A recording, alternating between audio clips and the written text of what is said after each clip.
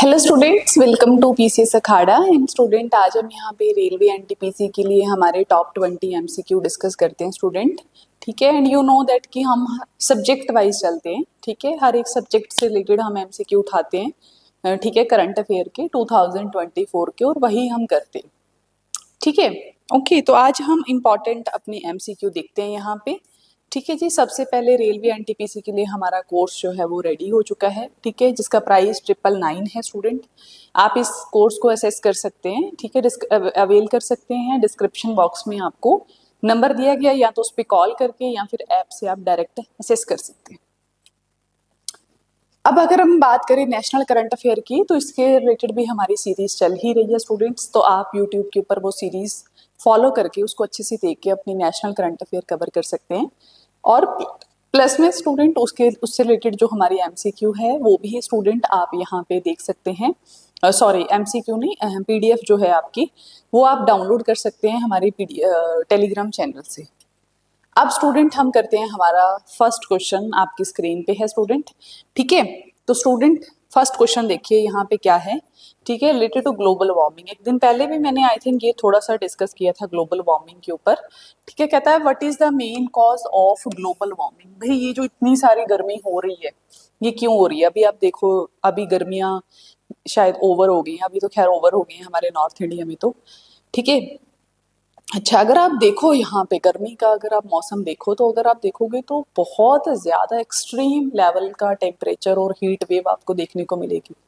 इस बार आपने देखा होगा कि बहुत रिकॉर्ड्स टूटे हीट के। ठीक है, और इवन लास्ट अक्टूबर तक जो थी वो हमारी हीट बनी हुई थी कंटिन्यू। ठीक है, और बहुत ज्यादा फेटल थी इस बार वाली जो सर्दी गर्मी थी हमारी। ठीक है, तो हर साल आप देख रहे हो कि जो हमारी समर्स हैं तो वो लंबी होती जा रही हैं। ठीक है, दूसरा क्या हो रहा है कि बारिश टाइम पे नहीं आ रही है ना, रेनफॉल नहीं हो रही है टाइम पे, हो रही है तो वो बहुत डिले हो रही है। ठीक है, उसके पीछे का जो मेन रीजन है that is your climate change.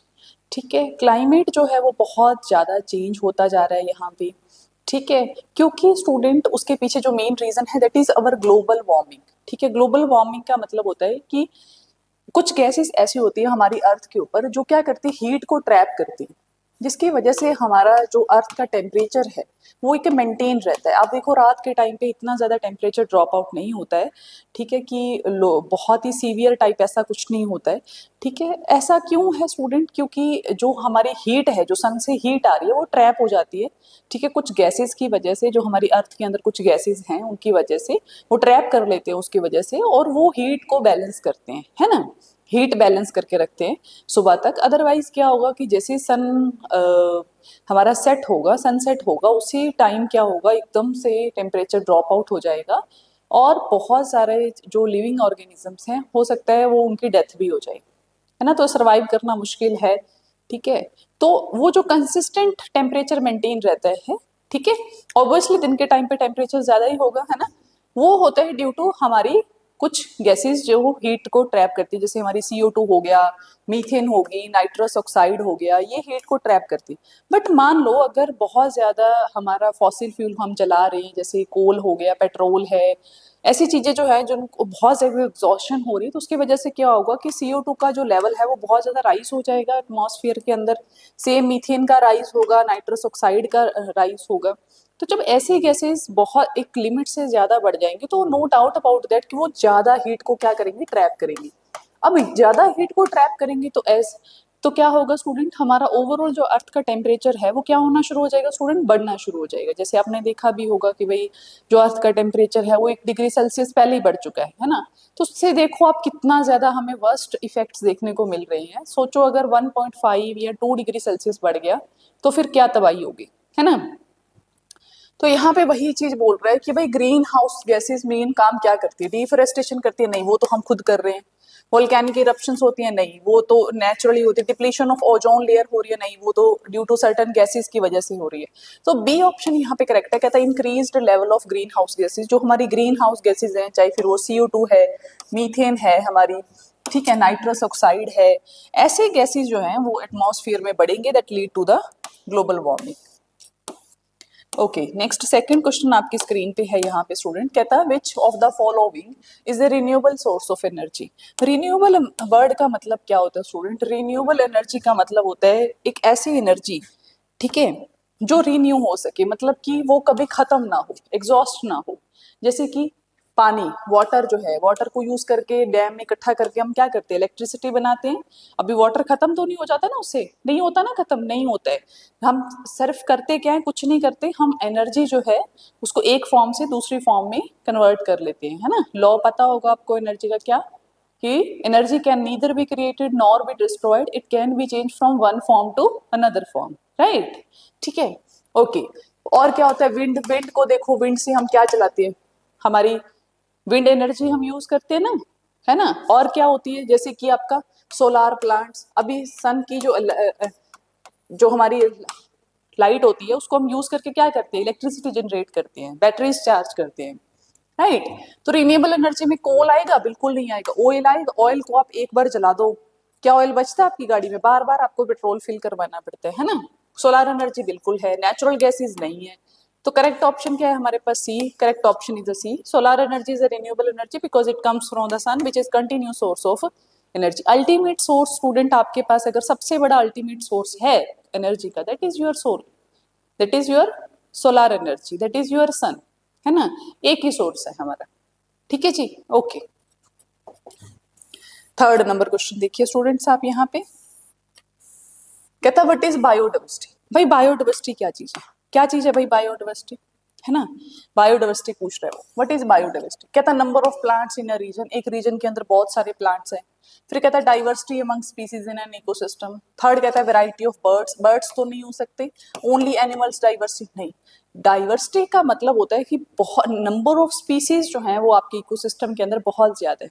अभी आप देखो, क्या एक ही टाइप के आपको प्लांट्स दिखते हैं अपने आसपास? नहीं, वैरायटी ऑफ प्लांट्स आपको दिखाई देती हैं अपने आसपास। रीजन उसके पीछे ये है स्टूडेंट, क्योंकि बहुत ज्यादा वेरिएशन है हमारे इकोसिस्टम के अंदर, है ना। कहीं पे रोजेज हैं तो कहीं पे स्नेक प्लांट है, कहीं पे आपको नीम दिखाई देगी, कहीं पे ओक दिखाई देगा। ये तो अलग अलग जितनी भी वैरायटी, आप फ्लावर में देख लो इतनी वैरायटी होती है। उसके पीछे रीजन क्या है स्टूडेंट? हमारा इकोसिस्टम के अंदर बहुत सारी डाइवर्सिटी है और उसी को हम बायोडाइवर्सिटी कहते हैं। कहता है refers to the variety of life, बहुत सारी अलग अलग लाइफ है, चाहे फिर वो प्लांट की है, एनिमल की है, माइक्रो ऑर्गेनिजम्स की, इन ए पर्टिकुलर हैबिटेट और इकोसिस्टम। समझ में आया, यस और नो? ठीक है जी। अब हम बात करते हैं the Kyoto protocol is related to what. ठीक है, प्लीज रिमेंबर, क्लाइमेट चेंज को टैकल करने के लिए ऑल ओवर द अर्थ जितनी भी हमारी कंट्रीज हैं वो सब जो हैं वो आगे आई हैं, ठीक है। और उन्होंने बहुत सारे ऐसे रूल्स एंड रेगुलेशंस बनाए हैं, ऐसी कन्वेंशन साइन की हैं जिससे हम अपनी ग्लोबल वार्मिंग को रोक सकें, ठीक है। उसी का एक पार्ट है हमारा क्योटो प्रोटोकॉल। कहता है ओजोन लेयर से प्रोटेक्शन करवाना, reduction of green house gases, marine biodiversity and deforestation. तो स्टूडेंट इसका आंसर आप मुझे दोगे बच्चे, इसका आंसर आप मुझे दोगे, ठीक है। इसका आंसर आप मुझे दो, ठीक है। किसका आंसर क्या है स्टूडेंट? ठीक है, Kyoto protocol is related to what? ठीक है, कमेंट बॉक्स में बताओ मुझे कि क्योटो प्रोटोकॉल जो है वो किससे रिलेटेड है। ठीक है जी, Kyoto protocol is related to what? ठीक है, बता दोगे क्योटो प्रोटोकॉल? ठीक है जी, क्योटो प्रोटोकॉल आप मुझे बताओगे।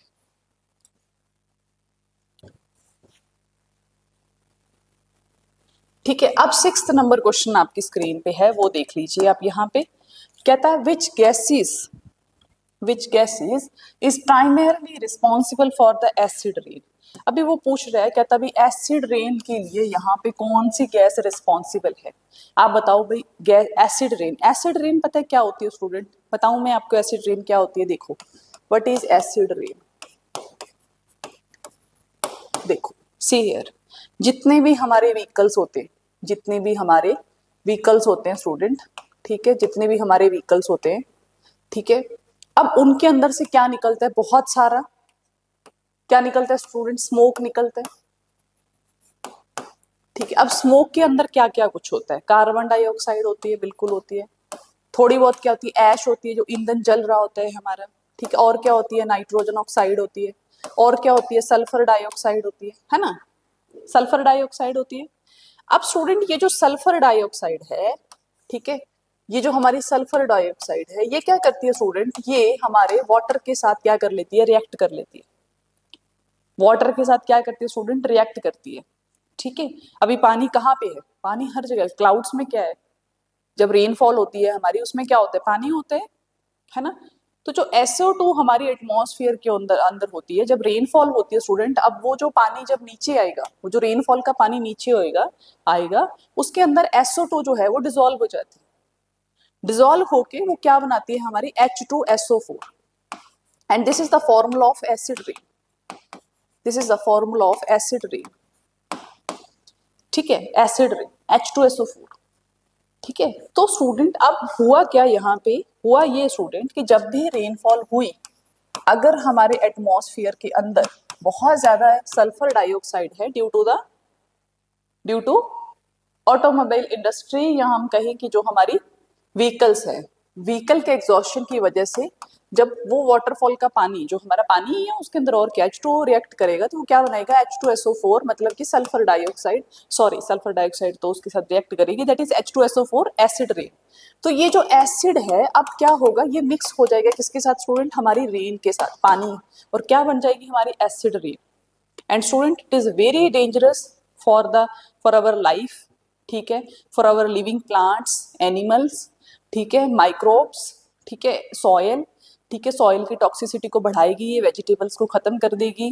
जितने भी हमारे हिस्टोरिकल मॉन्यूमेंट्स हैं जो स्पेशली कैल्शियम से बने हुए, कैल्शियम कार्बोनेट जहाँ पे ज़्यादा यूज़ किया गया है, ठीक है, जहाँ पे हम आपका संगमरमर वगैरह यूज़ किया गया है, वहाँ पे जब एसिड आएगा उनके ऊपर, तो क्या होगा स्टूडेंट, वो क्या होने शुरू हो जाएंगे, इरोड होने शुरू हो जाएंगे। तो यहाँ पे वही चीज लिखी हुई है, sulphur dioxide react with water vapour to form sulphuric acid. तो क्या बनता है हमारा, सल्फ्यूरिक एसिड बनता है, which lead to the acid rain. ठीक है बच्चे, अब नेक्स्ट देखते हैं 6th नंबर क्वेश्चन आपका। कहता what percentage of earth surface is covered by water. भाई अर्थ कितना परसेंट पानी है हमारी अर्थ के ऊपर, 71%। कितना पानी है स्टूडेंट, 71%। अच्छा चलो ये तो बता दिया कि 71% पानी है हमारी अर्थ के ऊपर। आप मुझे बताओ कि फ्रेश वाटर कितना है हमारी अर्थ के ऊपर। हमारी अर्थ के ऊपर फ्रेश वाटर, जो ड्रिंकिंग वाटर है, वो कितना अवेलेबल है। ठीक है, और कौन सी, ऐसे मैं आपको 4 ऑप्शन देती हूँ जिसमें सबसे ज्यादा आपको बताना है कि सबसे ज्यादा फ्रेश वाटर कहाँ पे प्रेजेंट है। ग्लेशियर्स के अंदर प्रेजेंट है, ऑप्शन नंबर 1। सेकंड नंबर है लेक्स में सबसे ज्यादा पानी है पीने वाला। थर्ड नंबर है रिवर, और फोर्थ ऑप्शन है आपके पास एटमॉस्फेयर।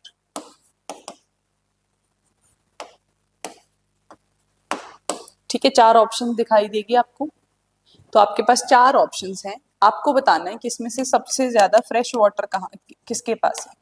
पहले तो आप मेरे को बताओगे कि फ्रेश वाटर का परसेंटेज कितना है। 71% पानी है, अब उसमें से बताना है फ्रेश वाटर कितने। ऑब्वियसली जो ओशियंस हैं, हमारे सी हैं, वहां पे क्या है, सलाइन वाटर है, ठीक है, खारा पानी है, उसको आप पी नहीं सकते, that is not a drinking water. Drinking water मतलब कि आपका जो फ्रेश वाटर है। ठीक है, अब आपको बताना है कि वो कितना परसेंट है, पहला क्वेश्चन मेरा आपसे ये। और जो दूसरा क्वेश्चन है आपसे, मुझे ये बताना है कि फ्रेश वाटर का परसेंटेज सबसे ज्यादा किसमें होता है। ग्लेशियर में सबसे ज्यादा पानी है, फ्रेश वाटर है। लेक्स में सबसे ज्यादा पीने वाला पानी है। रिवर्स में सबसे ज्यादा पीने वाला पानी है, या एटमॉस्फेयर के अंदर है। ठीक है, तो 4 ऑप्शन है स्टूडेंट आपके पास, please give me the answer. ठीक है, करेक्ट आंसर आपको मुझे देना है यहाँ पे। ठीक है जी, दे दोगे कि नहीं दोगे। ठीक है, नोट डाउन हो गया होगा आई होप। अगला क्वेश्चन पे चलते हैं। कहता what does a term mean sustainable development. Sustainable development का मतलब होता है जब आप नेचर को बिना हार्म किए आप डेवलपमेंट करते हैं। जब आप नेचर को बिना हार्म किए जब आप डेवलपमेंट करते हैं, तो that is our sustainable development. इसका एग्जाम्पल देती हूँ, जैसे कि मान लो आप इलेक्ट्रिसिटी जनरेट करते हैं, ठीक है, इलेक्ट्रिसिटी जनरेट करते हैं, उसको आप कई तरीकों से कर सकते हैं। जैसे कि आप वाटर से इलेक्ट्रिसिटी जनरेट कर सकते हैं, है ना, डैम वगैरह बना के। आप क्या कर सकते हो, विंड एनर्जी को यूज कर सकते हो, आप सोलार एनर्जी को यूज कर सकते हो, और एक आपके पास ऑप्शन है कोल को जला के आप एनर्जी बना रहे हो। तो अभी स्टूडेंट जब आप कोल जलाओगे तो बहुत ज्यादा क्या होगा, धुआं निकलेगा, ऐश निकलेगी, बहुत सारी ग्रीन हाउस गैसेस निकलेगी, so this is not the sustainable. But वहीं अगर आप सोलर एनर्जी को यूज करके अपनी सारी रिक्वायरमेंट्स पूरी करोगे, विंड एनर्जी को यूज करके आप रिक्वायरमेंट पूरी कर रहे हो, वाटर को यूज करके आप एनर्जी बना रहे हो, तो आप यहाँ पे नेचर को हार्म नहीं कर रहे, है ना, यहाँ पे आप नेचर को हार्म नहीं कर रहे, ठीक है। तो that is our sustainable development, ठीक है, ओके। तो देखो यहाँ पे development at the cost of environment नहीं, using resources judiciously for future generation, rapid industrial growth नहीं, नन ऑफ द अबव। तो यहाँ पे correct option is B, sustainable development जो हमारी प्रेजेंट नीड को पूरा करे without compromising the ability of future generation. ऐसा नहीं होना चाहिए कि फ्यूचर जनरेशन के पास के लिए हम कुछ छोड़े ही ना, है ना ट्री छोड़े, ना हवा, ना पानी, कुछ नहीं छोड़ा हमने उनके लिए साफ सुथरा ना, सब खराब कर दिया। 8th नंबर क्वेश्चन देखो, कहता what is the main reason of deforestation. भाई डिफोरेस्टेशन के पीछे का मेन रीजन क्या है? अर्बनाइजेशन, धड़ाधड़ हम शहर बनाते जा रहे हैं, बिल्कुल रीजन है। माइनिंग एक्टिविटी बिल्कुल है, खुदाई करते जा रहे हैं। एग्रीकल्चर एक्सपेंशन, है ना, जहां देखा वहां पे खेती करनी शुरू कर दी, सारे रीजन है हमारे डिफोरेस्टेशन के पीछे। 9th नंबर क्वेश्चन देखो, कहता है which of the following is an example of green house gas. Oxygen green house gas है, नो। आर्गन, मीथेन, नियोन, तो कौन सी गैस सबसे ज्यादा ग्रीन हाउस गैस है हमारी? मीथेन, CH4, ठीक है। मीथेन जो है वो पोटेंट ग्रीन हाउस गैस है, ठीक है। आर्गन, नियोन हमारी इनर्ट गैसेस में आती है। नेक्स्ट 10th नंबर क्वेश्चन देखो, कहता व्हाट डज ओजोन डिप्लीशन। तो ओजोन जो है हमारी वो क्या है स्टूडेंट, क्या है ओजोन? देखो ये हमारा अर्थ का सरफेस है, ठीक है, यहाँ पे हम लोग रहते हैं, यहाँ पे हम लोग रहते हैं, तो हमारे ऊपर जो हमारी लेयर है एटमॉस्फेयर की, दैट वी कॉल्ड ट्रोपोस्फियर, उसको हम क्या कहते हैं? ट्रोपोस्फियर, ठीक है। इसी के अंदर हमारी वेदर कंडीशंस बनती हैं, सारी गैसेस भी यहीं पे प्रेजेंट है। इसके ऊपर प्रेजेंट है हमारा स्टूडेंट स्ट्रेटोस्फियर, जिसके अंदर कोई वेदर नहीं है, कुछ नहीं है। और स्टूडेंट जब हमारा ट्रोपोस्फियर खत्म होता है और स्ट्रेटोस्फियर शुरू होता है, मतलब कि ये वाला जो लेयर है, यहाँ पे हमारी एक लेयर प्रेजेंट है that we called ozone layer. Ozone layer का मेन काम होता है स्टूडेंट कि सन से आने वाली जो भी हार्मफुल रेडिएशन है, चाहे फिर वो अल्ट्रा वायलेट रेज हैं, कुछ कोई भी रेज हैं, उनको रोकना वहां पे। और इसको रोकने का जो मेन काम करती है हमारी, वो काम करती है O3, जो हमारी ओजोन गैस है, जो हमारी ओजोन गैस है, ठीक है। तो स्टूडेंट यहाँ पे क्या है कि हमारी बहुत सारी हम ऐसी गैसेस रिलीज कर रहे हैं अर्थ हमारे सो कॉल्ड डेवलपमेंट की वजह से, ठीक है। जैसे क्लोरोफ्लोरोकार्बन हो गया, CFC जिसको हम बोलते हैं, ऐसी ऐसी गैसेस हम निकाल रहे हैं, ठीक है, डेवलपमेंट के नाम पे, ठीक है। जैसे कि CFC जो है वो मेनली हम अपने रेफ्रिजरेटर में यूज करते हैं, डीप फ्रीजर में यूज करते हैं, ठीक है। अब वो जो गैसेस जो हैं वो जब निकलती हैं बाहर, है ना, क्लोरीन हो गया, ऐसे ऐसी गैसेस जो हम निकलती हैं बाहर, तो वो क्या करती हैं ऊपर जब जाती हैं ऊपर वाली लेयर में, तो वो क्या करती हैं ओजोन को खत्म कर देती हैं। ओजोन को क्या करना शुरू कर देती हैं? डिप्लीट करना शुरू कर देती हैं। ओजोन को डिप्लीट करने का मतलब है कि जो वहां पे O3 मॉलिक्यूल प्रेजेंट है, उसको वो क्या करना शुरू कर देते हैं? तोड़ना शुरू कर देती हैं, ठीक है। तो इस तरीके से ओजोन डिप्लीट होती जाती है और उसकी जो ऊपर वाली लेयर है ना, ऊपर वाली लेयर वो पतली हो जाएगी, पतली हो जाएगी, तो हमारी जो अल्ट्रा वायलेट रेज है वो क्या होनी शुरू हो जाएंगी, उसको पास होके हमारी अर्थ पे आनी शुरू हो जाएंगी, and that is most dangerous thing, ठीक है। अल्ट्रा वायलेट रेज आने का मतलब है कि आपकी स्किन डैमेज हो जाएगी, लिविंग जितने भी ऑर्गेनिजम्स हैं उनका सरफेस डैमेज हो जाएगा। So that's why ozone depletion को यहाँ रोकना बहुत ही ज्यादा जरूरी है। And correct option is B, क्या है? Ozone depletion refers to the thinning of ozone layer.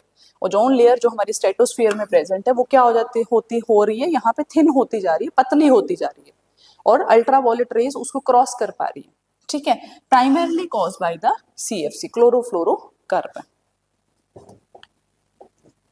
Next 11th number question देखो, कहता है which of the following is the consequences of deforestation.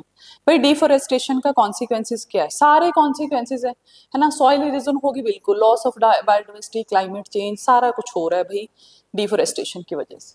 12th number question देखो, कहता what is the most abundant gas in the earth atmosphere. सबसे abundant gas कौन सी है आपको पता होना चाहिए, दैट इज नाइट्रोजन। कितने परसेंट है? 78%। ऑक्सीजन कितने परसेंट है हमारी अर्थ पे, बताओ? What is the percentage of oxygen? Please tell me. 13 number question देखिए यहाँ पे कहता which international agreement aims to combat climate change. Climate change को करने के लिए यहाँ पे कौन सी अग्रीमेंट्स हमने साइन कर रखे हैं इंटरनेशनल लेवल पे। So first one is your Paris agreement, B is Montreal protocol, C is Stockholm declaration, D is Basel convention. So please remember first one is your Paris Agreement. Paris Agreement is related to your climate change. ठीक है, that is related to your CC climate change. ठीक है, ये तीन भी है हमारे, लेकिन ये और तीन जो हैं ये बाकी और चीजों के लिए है। ठीक है, okay next, what is eutrophication. ठीक है, एक टर्म आती है इन्वायरमेंट के अंदर, this is very important term. ठीक है, व्हाट इज यूट्रोफिकेशन। यूट्रोफिकेशन क्या है पढ़ते हैं। पहला कहता है loss of biodiversity in the habitat, B nutrient enrichment in water bodies, C increase in forest cover, D soil erosion. तो इसका करेक्ट ऑप्शन है हमारा बी।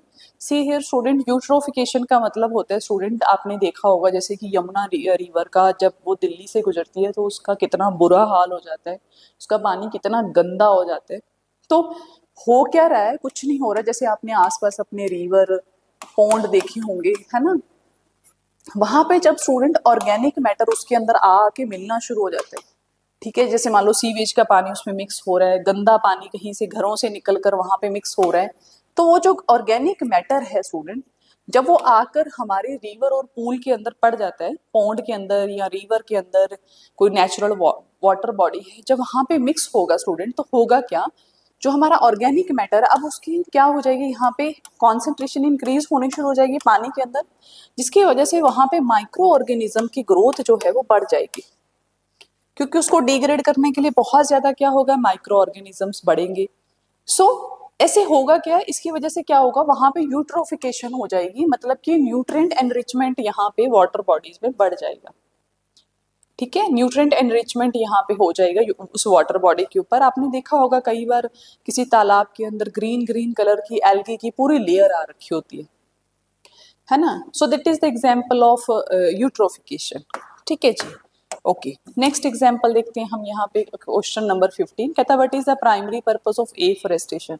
एफॉरेस्टेशन का प्राइमरी पर्पस क्या है, तो ऑप्शन नंबर सी इसका करेक्ट होगा। एफॉरेस्टेशन का मेन काम है भाई दोबारा से फॉरेस्ट कवर को बढ़ाना, उसको कहते हैं हम एफॉरेस्टेशन। एक तो हो गया आपका डिफॉरेस्टेशन, मतलब कि फॉरेस्ट को कट करना। एफॉरेस्टेशन का मतलब होता है कि फिर से आप उस फॉरेस्ट को उगा रहे हो, उसको बढ़ा रहे हो। ठीक है, ओके 16 नंबर क्वेश्चन देखो, कहता है which type of pollution is caused bye excessive noise. Excessive noise की वजह से कौन सा पोल्यूशन बढ़ रहा है। ठीक है, नॉइस की वजह से, तो नॉइस पोल्यूशन बढ़ रहा है स्टूडेंट। आपने अपनी रोड सड़क पे देखा होगा कई अंकल भाई आंटियां लगे होते हैं इतनी जोर जोर से हॉर्न मारने, जैसे पता नहीं मतलब सिर्फ उन्हीं को आगे जाना है और बाकी दुनिया को सबको मतलब नहीं जाना है ना। कई तो मैंने देखा है कि भाई बिना मतलब का हॉर्न बजा रहे हैं, बस उन्होंने हाथ रखा हो उसके ऊपर, उनको नहीं पता चल रहा है कि हम कितना हॉर्न बजा रहे हैं। ठीक है, इतना हॉर्न। फिर आप देख लो कि मान लो किसी के घर पे जगराता, मैं किसी के सेंटिमेंट्स को यहाँ हर्ट नहीं कर रही, मैं एक जनरल बात कर रही हूँ, कोई जगराता है किसी मतलब मैं सारे रिलीजन में बोल रही हूँ, है ना, चाहे फिर कोई कोई दरगाह है वहां पे कोई फंक्शन है, आप देखो इतना लाउड म्यूजिक लगाते हैं वो, उनको लगता है कि जितना लाउड म्यूजिक हम लगाएंगे उतना ज्यादा क्या होगा, हमारा गॉड हमें सुनेगा, है ना। ये नहीं पता कि वहां से गॉड खुद ही उठ के भाग जाए, है ना, कि नहीं भाई बस मेरे से और टॉलरेट नहीं हो रहा है ना। तो ये जो चीज है ये कितनी गलत है, राइट। म्यूजिक लगाना चाहिए। फिर आप देखो घरों में कई बार शादियां होती है, 15-15 दिन 20-20 दिन पहले डीजे लगाया हुआ है, लोगों की उन्होंने नींद हराम की हुई है ना। पता नहीं घर वालों को शायद पता नहीं चलता है या उनको खुद ही नहीं फील होता कि यार हम कर क्या रहे हैं, है ना, हमारे साथ और भी तो बहुत लोग रह रहे हैं ना। ठीक है, तो उनको ख्याल ही नहीं आता कि यार और भी लोग रह रहे हैं, वो डिस्टर्ब हो रहे हैं, कोई न्यू बॉर्न बेबी हो सकता है, कोई ओल्ड एज पर्सन हो सकता है, सोचो उसको कितनी तकलीफ होगी। नॉर्मली आप अपने सिर के पास 15-20 घंटे म्यूजिक लगा के देखो एक दिन, फिर फील करो कि आपको कैसा फील होता है ना, कितना बुरा फील होता है, पूरा दिन आपका माइंड डिस्टर्ब रहेगा। तो ये चीज नहीं होनी चाहिए स्टूडेंट। ये भी एक तरीके का पोल्यूशन है जिसको हम नॉइस पोल्यूशन कहते हैं। ठीक है, and it is very disturbing for all living creature, चाहे ह्यूमन बीइंग ही नहीं है, चाहे घर बाहर जितने भी लिविंग क्रिएचर्स हैं उनको भी प्रॉब्लम होती है इस चीज से। ठीक है, ओके। 17 नंबर क्वेश्चन देखो, कहता व्हाट इज कार्बन फुटप्रिंट।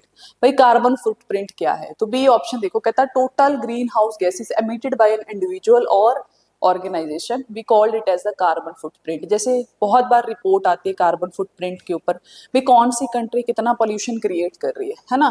तो कैसे पता करेंगे, वहां पे जितना व्हीकल है, जितना वहां पे क्या है इंडस्ट्रीज हैं, उस हिसाब से हम देखेंगे कि हाँ भाई यहाँ पे कितना पोल्यूशन एमिट किया जा रहा है, राइट। ठीक है, तो उसी को हम कार्बन फुटप्रिंट कहते हैं। कहता है a carbon footprint measures the total green house gas emission, भाई जितनी ग्रीन हाउस गैस आप निकाल रहे हो, ठीक है, due to exhaustion caused directly और इनडायरेक्टली बाय पर्सन, ऑर्गेनाइजेशन और प्रोडक्ट। ठीक है, मान लो कोई इंडस्ट्री है, ठीक है, कार मैन्युफैक्चरिंग है, अब वहां पे देखना है कि हाँ जी उसका कार्बन फुटप्रिंट कितना है, इसका मतलब कि वो कितनी कार्बन निकाल रही है, ठीक है, ड्यूरिंग देयर प्रोडक्शन। ठीक है, तो उसको हम बोलेंगे carbon footprint. Next 18th number question देखो, कहता है which of the following is not not a renewable energy. Renewable energy नहीं है वो। ठीक है, तो पहला कहता है कोल, ऑयल, नेचुरल गैस, विंड। ठीक है, तो अब यहाँ पे अगर आप देखोगे तो D is a renewable energy. I think यहाँ पे गलत लिख दी है, इज नॉट डिप्लीटेड। अच्छा, नॉन रिन्यूएबल एनर्जी पूछा है ना इसने, तो नॉन रिन्यूएबल में हमारी क्या क्या आएगी, कोल आएगा बिल्कुल, ऑयल बिल्कुल, नेचुरल गैस बिल्कुल, है ना। घरों में आप गैस सिलेंडर भरते हो तो क्या होता है, सीएनजी, एलपीजी, वो खत्म हो जाता है थोड़े टाइम बाद। तो विंड एनर्जी तो हमारी रिन्यूएबल एनर्जी है, सो that's Y correct option is D. ठीक है जी, ओके, ठीक है। 19th नंबर देखो, कहता what is the main source of marine pollution. Marine pollution का मेन सोर्स क्या, मरीन पोल्यूशन का मतलब होता है कि भाई सी जो हमारे आसपास लगती सी है, ओशियंस है, उनमें हम कितना पोल्यूशन क्रिएट कर रहे हैं वहां पे। ठीक है, हम क्या करते हैं, हमारी इंडस्ट्रीज का जितना वेस्ट होता है उठा के ओशियन में फेंक देते हैं, है ना। ओशियन में फेंक देंगे, industrial agriculture run off, industrial waste, oil spills, बाहर से कहीं से हम तेल लेकर आ रहे हैं शिप के अंदर, वो शिप में लीक हो गया, सारा ऑयल जो है वो पानी के ऊपर बिछ के, क्यों डिजोल्व तो होता नहीं, है ना। अब क्या होगा, जो नीचे जितने भी आपके ऑर्गेनिजम्स उनको बेचारों को सांस आनी बंद हो जाएगी, क्योंकि भाई ऑक्सीजन का कट तो हो गया, ऑक्सीजन तो पानी में डिजोल्व हो नहीं रही, क्यों, क्योंकि उसके ऊपर पूरे पानी के ऊपर क्या आ चुका है, ऑयल की लेयर आ चुकी है ना। तो D option is the correct option, marine pollution is caused by agriculture run off, industrial waste, oil spill among other factors. 20 number question देखो, कहता which of the following is a strategy to reduce plastic pollution. अब देखो आप plastic, अंधाधुंध plastic use करते हो आप अपने घरों में, देखो आप मतलब थैली के बिना तो मतलब आप अपने वहां से शॉप से आप पेन तक नहीं लेकर आते, है ना। तो ये use of biodegradable material, recycling, avoiding single use plastic, all the above. ठीक है, तो कैसे आप प्लास्टिक को कम कर सकते हो, ऑब्वियसली जब भी आप कोई चीज लेने जाओ सबसे पहले बायोडिग्रेडेबल प्लास्टिक में आप उसको लेकर आओ, ठीक है, मटेरियल में लेकर आओ, रिसाइकलिंग करो उसकी, है ना, उसको बार बार यूज करो या उसका रिसाइकलिंग करो। सिंगल यूज प्लास्टिक नहीं होना चाहिए, एक बार यूज किया फेंक दिया, ऑल द अबव। सारे ऑप्शंस यहाँ पे हमारे हैं करेक्ट ऑप्शंस। ठीक है बच्चे, सही है जी, ठीक है। समझ आए, आज के क्वेश्चन बहुत इंटरेस्टिंग थे स्टूडेंट, ठीक है, बहुत ही प्यारे क्वेश्चन थे, मतलब मेरे को मजा ही आ गया आज लेक्चर लेकर। ठीक है, तो इसी के साथ स्टूडेंट हम यहाँ पे कर रहे हैं अपना लेक्चर ओवर। ठीक है जी, यहाँ पे कर रहे हैं हम लेक्चर अपना over. Thank you, have a nice day.